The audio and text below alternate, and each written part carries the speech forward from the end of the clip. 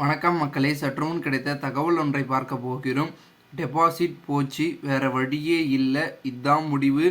அதிமுகவை எச்சரிக்கும் ஓபிஎஸ் திடீர் தகவல். இந்த ஒரு தகவலை பற்றி தான் நாம் பார்க்க போகிறோம். தகவலை பார்ப்பதற்கு முன்னதாக நீங்கள் நம்மளுடைய சேனலுக்கு புதிய பார்வையாளர்களாக இருந்தீர்கள் என்றால் மறக்காமல் நம்மளுடைய சேனலை சப்ஸ்கிரைப் செய்து வைத்துக் கொள்ளுங்கள் மக்களே.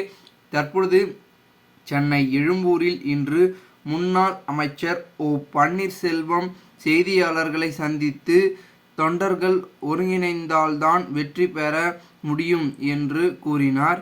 மேலும் கடந்த மக்களவை பொது தேர்தலில் இரட்டை இலை சின்னத்தை கேட்டு பெற்று 7 இடங்களில் டெபாசிட் போய் உள்ளது. மேலும் 13 இடங்களிலும் 3வது இடத்தை பெற்று இருக்கிறார்கள்.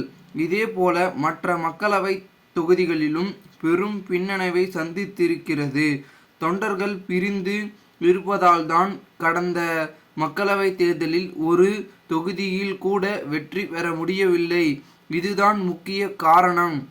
எனவே புரட்சித் தலைவர் எம்ஜிஆர், புரட்சித் தலைவி ஜெயலலிதா கட்டி காப்பாற்றிய இந்த அதிமுக இயக்கத்தை தொண்டர்கள் ஒன்று சேர்ந்து மீண்டும் வலுவாக உயர்த்தி பிடிக்க வேண்டும் என்றும், கடந்த மக்களவை தேர்தலில் நான் ராமநாதபுரம் தொகுதியில் போட்டியிட்ட பொழுது என்னை எதிர்த்து பன்னீர்செல்வம் போட்டியிட்டார்கள்.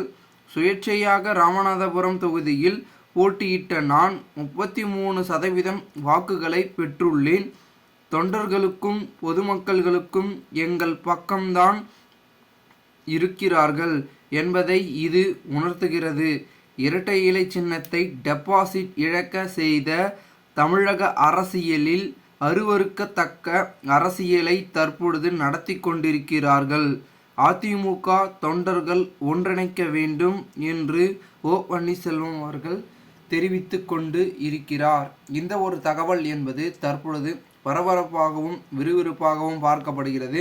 மேலும் இந்த ஒரு தகவலை குறித்த பொதுமக்கள் உங்களுடைய கருத்துக்களை கூறுங்கள். நன்றி, வணக்கம்.